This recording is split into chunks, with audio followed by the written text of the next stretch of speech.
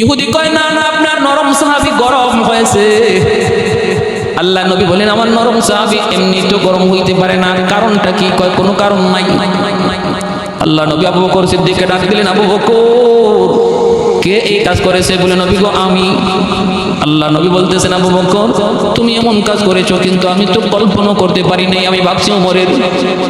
কেন এমন করেছো? আবু বকর সিদ্দিক বলতেছেন নবী গো আমার কথাটা শুনুন, আমাকে গালি দিয়েছি জবাব দেই না, বাপ তুলে গালি দিয়েছে জবাব দেই না, কিন্তু আমার নবীকে নিয়ে যখনই গালি দিয়েছে আমি আর নীরব থাকতে পারি না, এগো নবী আমি বসায় দিছি। ইহুদি কয় না না মিথ্যা কথা, আমি আপনাকে গালি দেই নাই, যা কইছি ওর কে ওর বাবাকে বলছে, আপনাকে নিয়ে কিছু বলি নাই। আল্লাহ নবী বলতেছে আবু বকর সে তোমার নবীকে কিছুই বলে নাই, অতএব তুমি কেমন করে বলবা, কেমন করে তুমি কথার প্রমাণ পেশ করবা? আবু বকর এটা মুহাম্মদুর রাসূলুল্লাহর আদালত, এখানে সাক্ষী প্রমাণ ছাড়া কিছুই গ্রহণযোগ্য নয়। আবু বকর জানি তুমি সিদ্দিক, জীবনে মিথ্যা বলো নাই, কিন্তু আজকে তোমার কথার সাক্ষী লাগবে আবু বকর, সে যে তোমার নবীকে গালি দিয়েছে এই কথার সাক্ষী লাগবে, বাকি তুমি যে তার মারছো সাক্ষী লাগবে না, তার গাল নিজেই সাক্ষী। আবু বকর সিদ্দিক রাদিয়াল্লাহু তাআলা আনহু এইবার আল্লাহর কাছে তিনি হাত উঠে কাঁদেন, মালিক ও মালিক, কেউ তো সেখানে ছিল না। আল্লাহ আমি আবু বকর তো আজকে মিথ্যাবাদী হয়ে যাচ্ছি, তুমি একটু সাহায্য করো, কেউ তো আমার কথা শুনে নাই, কেউ তো এখানে ছিল না।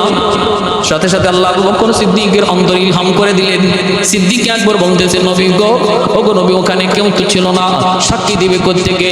কিন্তু একটা গাছ ছিল, বাবলা গাছ, ওই গাছটার নিচে সব ঘটছে, গাছটা সব দেখছে, গাছটা সব শুনেছে।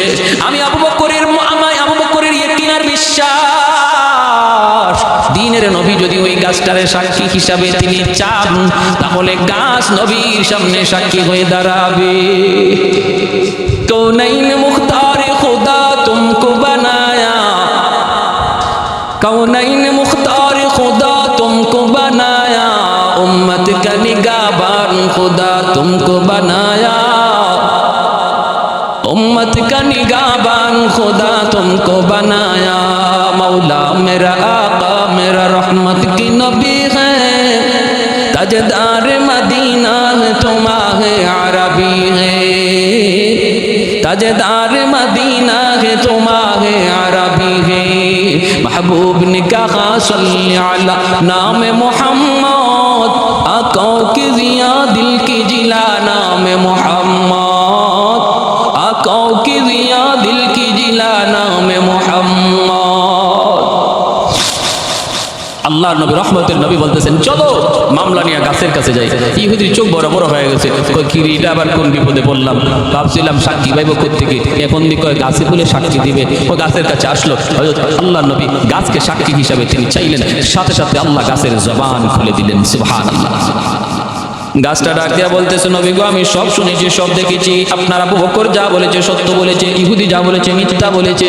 সাথে সাথে ইহুদি ডাক দিয়া কয় নবী গো আমি এতদিন পর্যন্ত আপনাকে চিনি নাই, আজকে আমার চিনতে কোনো অসুবিধা রইল না, যেই নবীর গাছে চিনলো মাছে চিনলো আমি চিনলাম না, আর দেরি করতে চাই না, তাড়াতাড়ি কালেমা পড়াইয়া মুসলমান বানা দে। তাহলে নরম সাহাবীরও গরম হয়ে গেছেন কখন? যখন নবীর সাথে বিয়াদবি হয়েছে। মুহাম্মাদুর রাসূলুল্লাহ ওয়াল্লাযীনা মাআহু আশিদ্দাউ আলাল কুফফার রুহামাউ বাইনাহুম। আল্লাহ বলে আমার নবী এবং আমার নবীর হাতে করা সাহাবায়ে কেরামের আদর্শ হলো তারা খুব নরম, আবার জায়গা মতো খুব গরম। যেমন তারা নরম তেমন তারা গরম।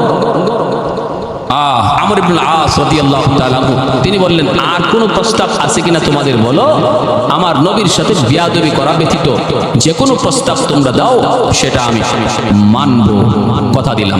এই কথা বলতেই এক খ্রিস্টান পাদ্রী টাস করে বলে ফেলছে, তাহলে আমরা আমাদের যীশু খ্রিস্টের নাকের বদলা আপনার নাক চাই, আপনার নাক চাই। আমর ইবনে আস রাদিয়াল্লাহু তাআলা আনহু মুসলমানগণ সব অবাক হয়ে গেলেন। হ্যাঁ তিনি কি বললেন, আর সাথে সাথে পাদ্রী কি বলে ফেললো, তিনি তো ওয়াদা দিয়ে ফেলছেন আমার নবীর সাথে বেয়াদবি করা ব্যতীত যা বলবা তাই মানবো।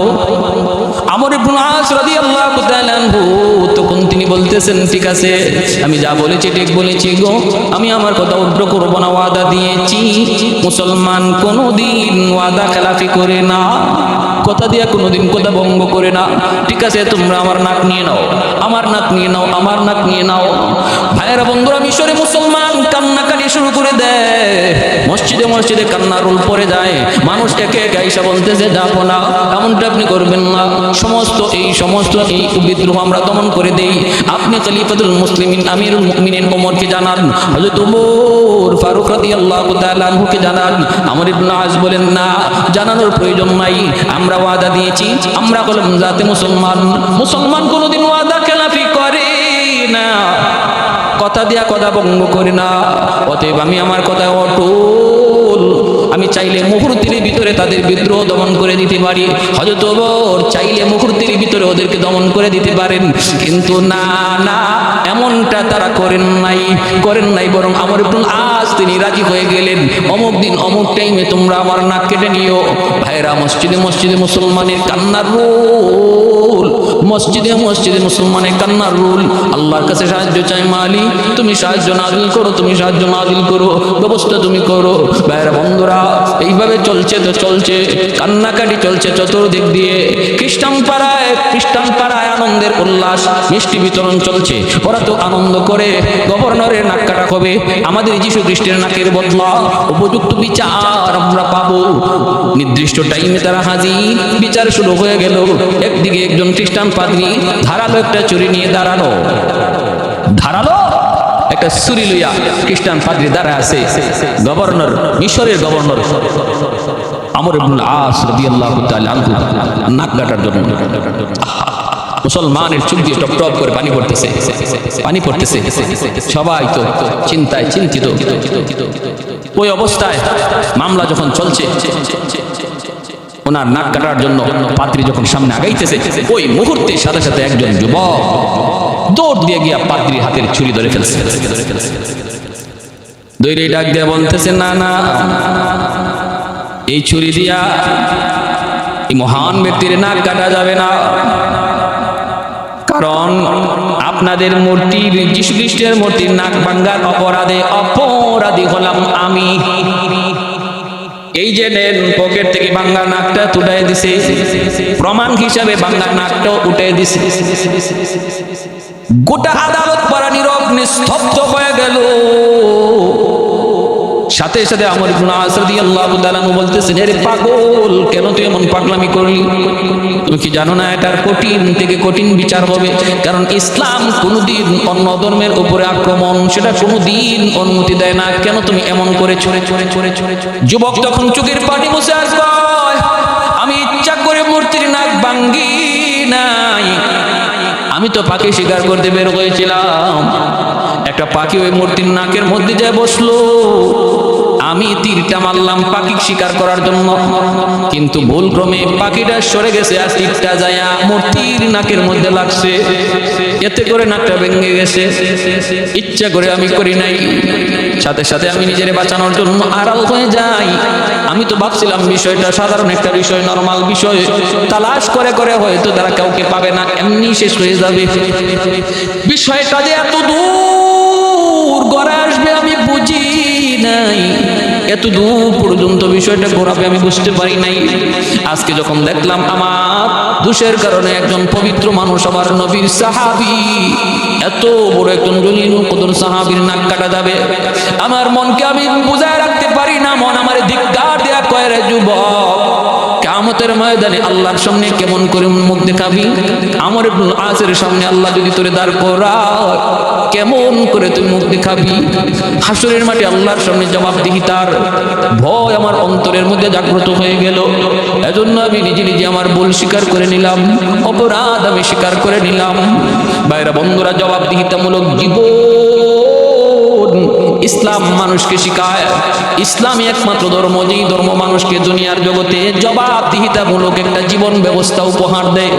যেই মানুষটার জিদার থাকবে, এই জীবনে আমার জীবন নয়, আমার জীবনের প্রতিটা কাজের জবাব আল্লাহর কাছে দিতে হবে।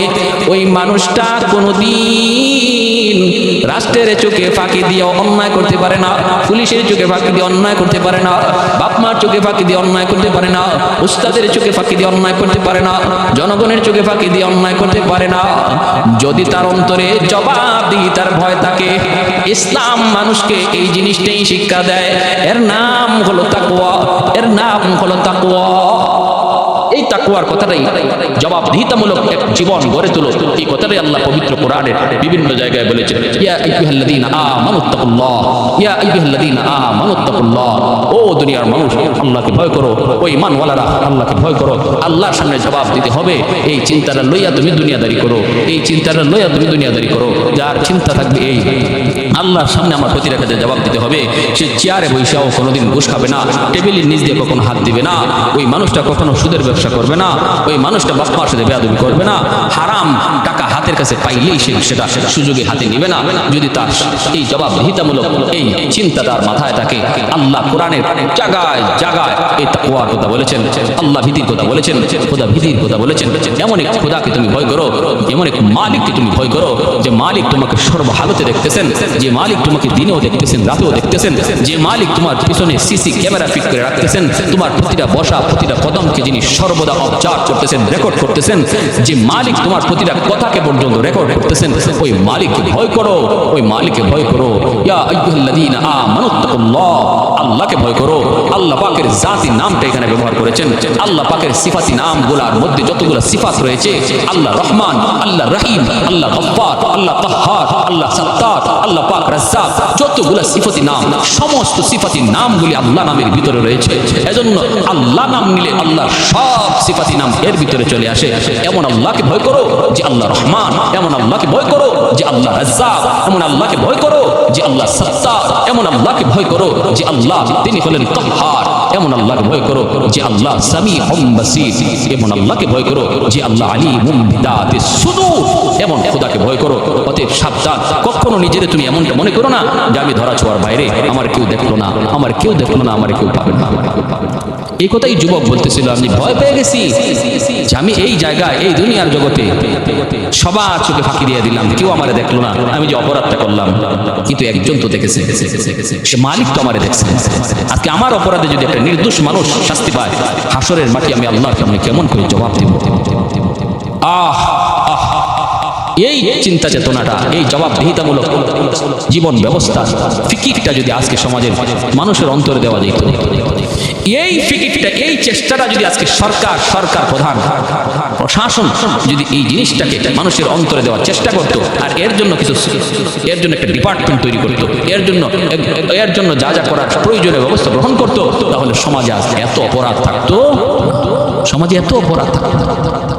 আজকে এদেশে খেলাধুলার জন্য মন্ত্রী পরিষদ, খেলাধুলার মন্ত্রী হয়, স্বাস্থ্যমন্ত্রী হয়, সাঁতার মন্ত্রী হয়, এরকম ভাবে মন্ত্রীর কোনো শেষ নাই, ডিপার্টমেন্টের কোনো শেষ নাই, কিন্তু একজন মানুষের চরিত্র সংশোধনের কোনো ডিপার্টমেন্ট নাই, যুবক যুবতীর চরিত্র সংশোধনের কোনো ডিপার্টমেন্ট নেই। ভাইয়েরা বন্ধুরা, সাথে সাথে হযরত আমর ইবনে আস রাদিয়াল্লাহু তাআলা আনহুকে সরায় দেওয়া হলো, আর ওই খ্রিস্টান পাদ্রী চিৎকার দিয়ে বলতেছে, শোনো, ধন্য আজকে মুসলমান, ধন্য আজকে তাদের ধর্ম, ধন্য আজকে তাদের নবী, ধন্য আজকে ওই যুবক, ধন্য আজকে গভর্নর। পাদ্রী বলতেছে, আজকে যে দৃষ্টান্ত আমরা নিজের চোখে দেখলাম, প্রমাণ হলো ইসলাম কোন আদর্শের কারণে আমার আজকে বুঝ হয়ে গেল, কোন গুণের কারণে ইসলাম আজকে তামাম পৃথিবী জুড়ে বিজয়ের পতাকা উড়াইতেছে। আজ আমার প্রমাণ বুঝ হয়ে গেছে, এত সুন্দর আদর্শ যে ইসলাম ধর্মের, এত সুন্দর আখলাক যে মুসলমানের, আজকে কোনো ক্ষমতা আমাদের ছিল না, যদি মুসলমানরা গভর্নর যদি এটাকে পাত্তা না দিতেন, আমাদের বিকল্প কোনো কিছু করার ক্ষমতা নাই, তা সত্ত্বেও ইসলামে যে এত সুন্দর বিচার ব্যবস্থা, এত সুন্দর বিচার ব্যবস্থা, এর উপরে আমি আজকে মুগ্ধ হয়ে গেলাম। আমি মুগ্ধ হয়ে গেলাম যে গভর্নর একটা মূর্তির নাক ভাঙ্গার দায় নিজের উপরে নিয়ে নিজের নাক কাটার সিদ্ধান্ত দিয়ে দিলেন। ধন্য আজকে সেই গভর্নরকে আমি স্যালুট জানাই, আমি তাকে সম্মান জানাই। আর যে যুবক নিজের অপরাধ নিজে স্বীকার করে নিছে, তারে আর শাস্তি দেওয়া মানায় না, তারে শাস্তি দেওয়া সেটা মানায় না, তারও আমরা নির্দোষ, তারও আমরা মাফ করে দিলাম। ইসলামের ইতিহাসে এক স্মরণীয় বিচার ব্যবস্থা সেদিন কায়েম হয়েছিল মিশরের আদালতে। আমার ভাইরা, ইসলামী শিক্ষা দেয়, উপস্থিত অনেক খ্রিস্টান কালেমা পড়ে মুসলমান মুসলমান হয়েছে, অনেক খ্রিস্টান উপস্থিত ওই বিচার ব্যবস্থা আদালতে কালেমা পড়ে মুসলমান হয়েছে। হযরত ওমর ফারুক রাদিয়াল্লাহু তাআলা বিচার ব্যবস্থা, তিনি তো এই জিনিসটাই হযরত ওমর ফারুক রাদিয়াল্লাহু তাআলা তিনি তার শাসনামলে চাইছিলেন যে মানুষের অন্তরে কেমন করে এই জবাবদিহিতামূলক এই চিন্তা চেতনা ঢুকানো যায়, যেই দেশে এই চিন্তা জনগণের ভিতরে ঢুকবে ওই দেশে জেলখানা আর লাগবে না, জেলখানা লাগবে না। হযরত ওমর ফারুক রাদিয়াল্লাহু তাআলা এই গুণটা মানুষের ভিতরে ঢুকলো কি ঢুকলো না? চেষ্টা, শ্রম, পরিশ্রম, মেহনত সেটা কাজে লাগলো কি লাগলো না? তিনি দেখার জন্য ছদ্মবেশে বের হয়েছেন। মরুভূমি দিয়ে তিনি যাইতেছেন, দেখতে পেলেন একটা রাখাল ছাগল রাখালি করে।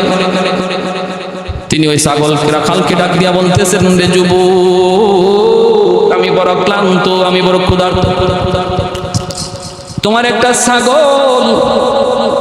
একটা ছাগল আমার কাছে তুমি বিক্রি করবানি, আমি বড় ক্ষুধার্ত, কিছু পয়সা তোমার মিলবে। রাখাল বলতেছে, আমি তো ছাগলের মালিক নই, কেমন করে আপনার কাছে ছাগল বিক্রি করব? হযরত ওমর বলেন, অনেকগুলি ছাগল, একটা ছাগল যদি তুমি বিক্রি করে দাও তোমার মালিক তো চুপ বুঝবে না, টের পাবে না। এতগুলি ছাগলের ভিতরে একটা ছাগল যদি তুমি বিক্রি করে দাও তোমার মালিক টের পাবে না। রাখাল বলতেছেন, না মুসাফির, কে তুমি? তোমার চিনি নাই গো, কিন্তু আমার মালিক বড় চালাক, বড় চতুর, সে বের করার সময় গনে গনে বের করে, ঢুকানোর সময় গনে গনে ঢুকায়, ধরা খেয়ে যাবো।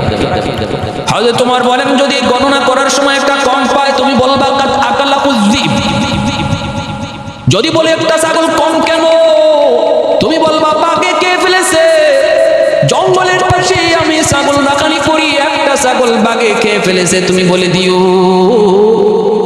এই কথা বলতেই তো কোন যুবক বলতেছে, মুসাফির, তোমার এই কথাটা বড় ভালো, এই কথা বললে পরে আমার মালিক আমার কথা বিশ্বাস করে নিবে, বাঘে খেয়ে ফেলেছে এই কথা বললে বিশ্বাস করে নিবে, আমার মালিককে আমি বুঝাইতে পারবো, কিন্তু আমাকে জবাব দাও, ফাআইনাল্লাহ, আমি আমার দুনিয়ার মালিককে এই কথা বলে বুঝ দিতে পারবো, কিন্তু আসমানের মালিক রে আমি কোথায় রাখবো? আমি আবার আসমানের মালিক রে কোথায় রাখবো? দুনিয়ার মালিক রে আমি বুঝ দিয়ে দিব। হযরত ওমর ফারুক রাদিয়াল্লাহু তাআলা যুবকরে জড়ায় ধরে কাঁদতে শুরু করলেন, যুবকরে জড়ায় ধরে তিনি কাঁদতে শুরু করলেন আর বললেন, যুবক, তোমার মতো যুবক যতদিন উমরের রাজত্ব থাকবে উমরের টেনশন নাই, আল্লাহর কাছে জবাবদিহিতার জন্য, মুক্তির জন্য এমন একটা দুইটা যুবক আল্লাহর সামনে আমি পেশ করব, বাকি জীবন হযরত ওমর ওই রাখালের কথাটাকে তিনি তসবির মতো জপতেন, তসবির মতো তিনি জপতেন। হযরত ওমর তসবির মতোই আমরা যেভাবে সুবহানাল্লাহ, আলহামদুলিল্লাহ, আল্লাহু আকবার জপি, এইভাবে হযরত ওমর রাখালের কথাটাকে তসবির মতো ফাআইনাল্লাহ ফাআইনাল্লাহ ফাআইনাল্লাহ ফাআইনাল্লাহ ফাআইনাল্লাহ, আমি যদি মানুষের চোখে ধোঁকা দিতে পারলাম কিন্তু আমার আল্লাহকে আমি কোথায় রাখবো? আমি মাকে ধোঁকা দিলাম, আমার আল্লাহকে কোথায় রাখলাম? উস্তাদকে ধোঁকা দিলাম, আল্লাহরে কোথায় রাখলাম? আমার স্ত্রীরে আমি ধোঁকা দিলাম, আল্লাহরে কোথায় রাখলাম? স্বামীরে ধোঁকা দিলাম, আল্লাহকে কোথায় রাখলাম? এমনি ভাবে সমাজের মানুষকে ধোঁকা দিলাম, আমি আল্লাহরে কোথায় রাখলাম? ভাই বোনকে ধোঁকা দিল, আল্লাহকে কোথায় রাখলাম? বোন বলে ভাইয়ারে ধোঁকা দিলাম, আল্লাহরে কোথায় রাখলাম? টেবিলের নিয়ে দিয়া ঘুষ নিলাম, মানুষের চোখে ধোঁকা দিলাম, কিন্তু আমার আল্লাহরে কোথায় রাখলাম? আমার আল্লাহরে আমি কোথায় রাখলাম? এজন্য ভাইয়েরা বন্ধুরা বলতেছিলাম, মাদ্রাসা শিক্ষা, আল্লাহর কোরআনের শিক্ষা মানুষকে আল্লাহর সামনে জবাবদিহিতামূলক একটা জীবন ব্যবস্থা উপহার দেয়। আল্লাহর কোরআনের শিক্ষা মানুষকে শুধু এতটুকু বোঝায়, এই জীবনই জীবন নয়, এই জীবনই শেষ নয়, তোমার এই জীবনের পরে একটা আসল জীবন তোমার রয়েছে, ওই জীবনটাই হলো তোমার আসল জীবন, যে জীবনে আল্লাহর সামনে জবাব দিতে হবে, তোমার প্রতিটা কাজের জবাব দিতে হবে। কোরআনের শিক্ষা, হাদিসের শিক্ষা মানুষকে আল্লাহর সামনে জবাবদিহিতা, আল্লাহর সামনে জবাব দেওয়ার জীবন ব্যবস্থার একটা শিক্ষা ব্যবস্থার নাম হলো মাদ্রাসা শিক্ষা। স্কুল কলেজ ভার্সিটিতে এই থিওরিটা শেখানো হয় না। স্কুল কলেজ ভার্সিটিতে আল্লাহর সামনে জবাব দিতে হবে প্রতিটা কাজের, এই জীবন ব্যবস্থার থিওরিটা এইভাবে শিক্ষা দেওয়া হয় না। বিদায় স্কুল কলেজ ভার্সিটিতে লেখাপড়া করার দ্বারাও একজন মানুষ নৈতিকতার কারণে যদি সে সুদ না খায় সেটা ভিন্ন কথা, কিন্তু আল্লাহর ভয়ে সুদ খায় না, ঘুষ খায় না, এমনটা স্কুল কলেজ ভার্সিটি জেনারেল শিক্ষা, আধুনিক শিক্ষার মধ্যে নাই। বিদায় আমরা বলি যে মাদ্রাসা শিক্ষার এত জরুরত, এত গুরুত্ব, এত এত গুরুত্ব দিনী শিক্ষা, নতুবা মানুষ আর মানুষ থাকবে না, মানুষ আর মানুষ থাকবে না। আল্লাহর ভয়, আল্লাহর ভয়, আল্লাহর সামনে জবাব দেওয়ার ভয়, এই চিন্তা চেতনা যদি মানুষের মধ্যে না থাকে, তখন মানুষ আর মানুষের কাতারে থাকবে না, হাইওয়ানে রূপান্তরিত হয়ে যাবে। হযরত ওমর ফারুক রাদিয়াল্লাহু তাআলা আনহু এমন এক ইনসাফ ব্যবস্থা তিনি প্রতিষ্ঠা করেছিলেন। ভাইরা বন্ধুরা, এমন এক বিচার ব্যবস্থা তিনি প্রতিষ্ঠা করেছিলেন, এমন এক বিচার ব্যবস্থা।